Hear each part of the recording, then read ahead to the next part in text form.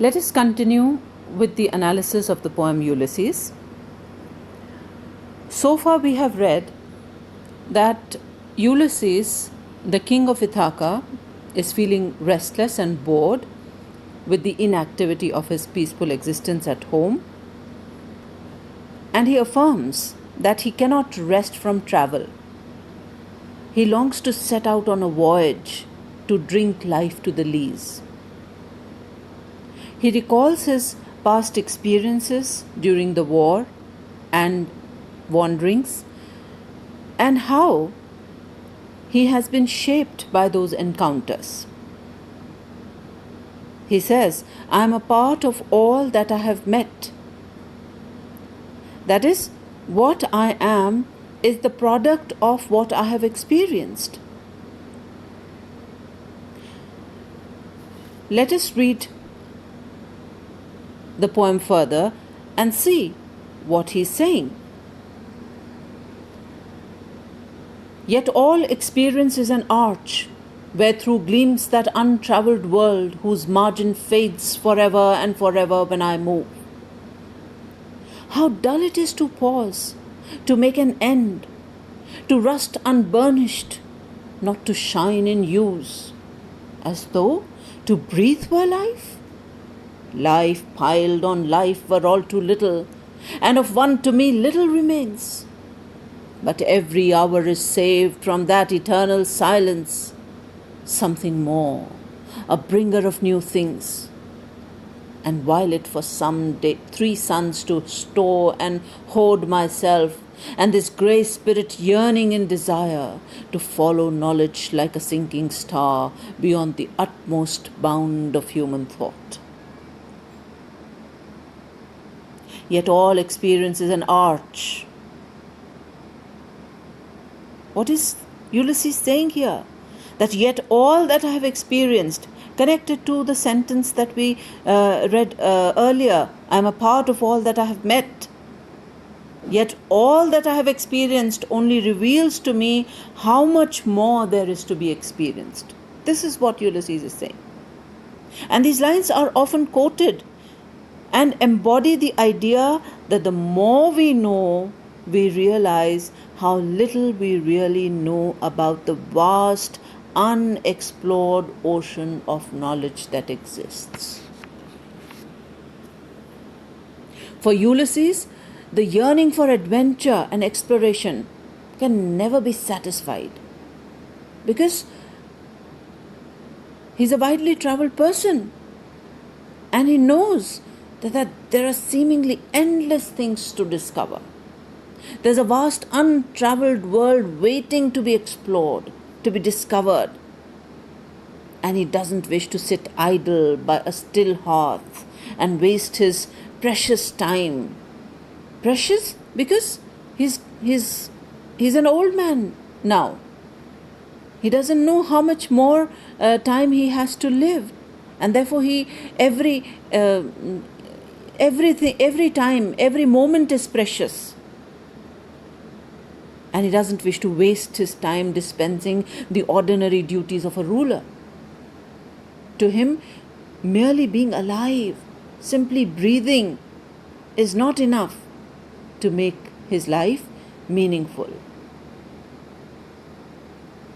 As though to breathe were life, he says. Ulysses says, I am a part of all that I have met. But this is not the end. As he further says, that his experience is an archway to new experiences, with the horizon always beyond reach. It is boring to stop and wither away and be useless in his old age. Simply breathing is not life. He emphasizes that multiple lives would be too little to get the most of one's existence. Life piled on life were all too little. No? He emphasizes. And then he says, and of one to me little remains. and of one to me little remains. He is aware of his advancing years. He knows that little of his life remains and therefore feels very strongly that he should not waste it thus. He realizes that at least till he is alive, there is time for something more, to explore more, to know more, to discover more. And while there is life in him and a strong desire in him to follow his passion, it would be a shame to do nothing. It would be a shame to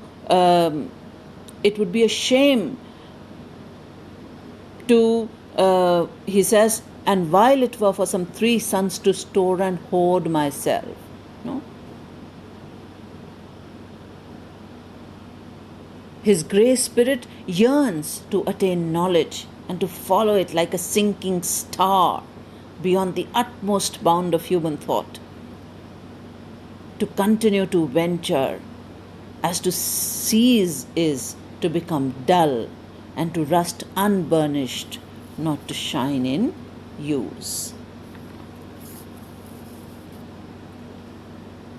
Ulysses declares that it is boring to stay at one place. To stay stationary is to rust.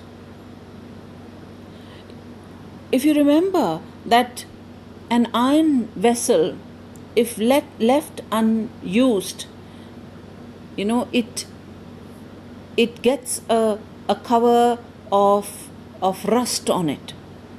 But if we keep using that vessel again and again, continuously, it keeps on shining. It does not rust. This is what Ulysses is implying here, that to stay stationary is to rust, and therefore he prefers to shine in use.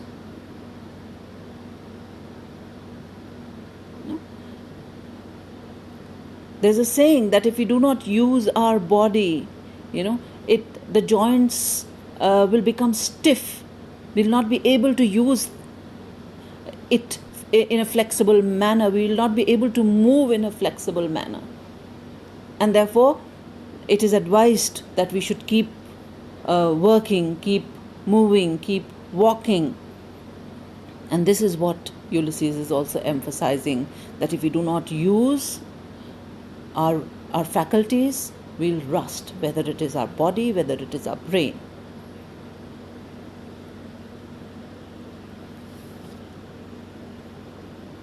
And he says that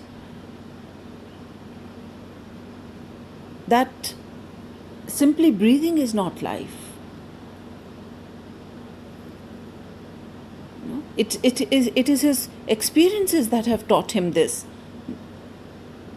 that life contains much novelty, and he longs to travel in search of that new knowledge.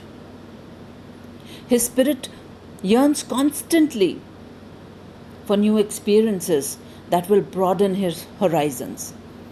He wishes to continuously expand the margins of his knowledge, as he knows the more he progresses, the farther moves the horizon, goading him to continue, to move, to travel.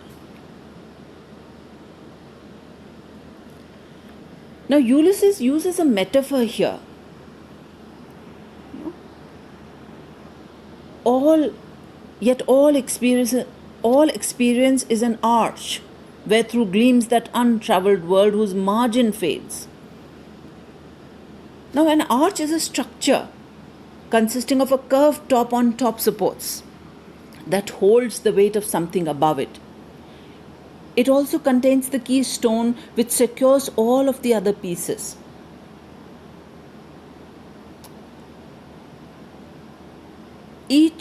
And if we read it in the context of the poem, each new experience seems to add a new piece to his arch, his collection of experiences, that is, his life. And therefore, Ulysses says, experience has made him strong.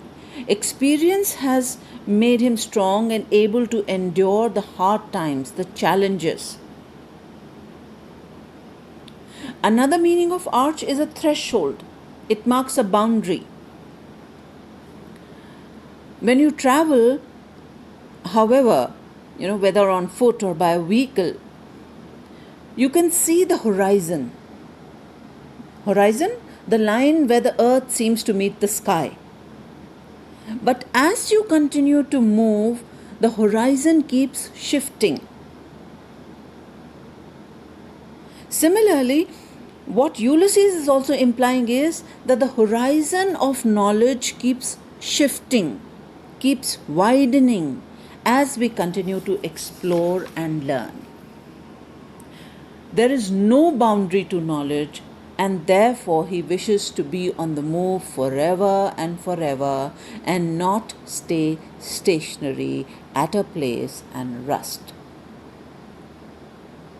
And see what he's saying, that on the other side of the arch, there gleams. Look at the word gleams. Again connected with shines. No? Shine. There gleams that untraveled world whose margin fades.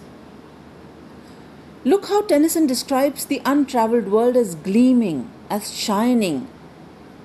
Also as if beckoning him to set out on a journey. Also remember that fading of the margins can also be an allusion to the British Empire. The imperial margins or boundaries fade as the crown's power expands to new colonies.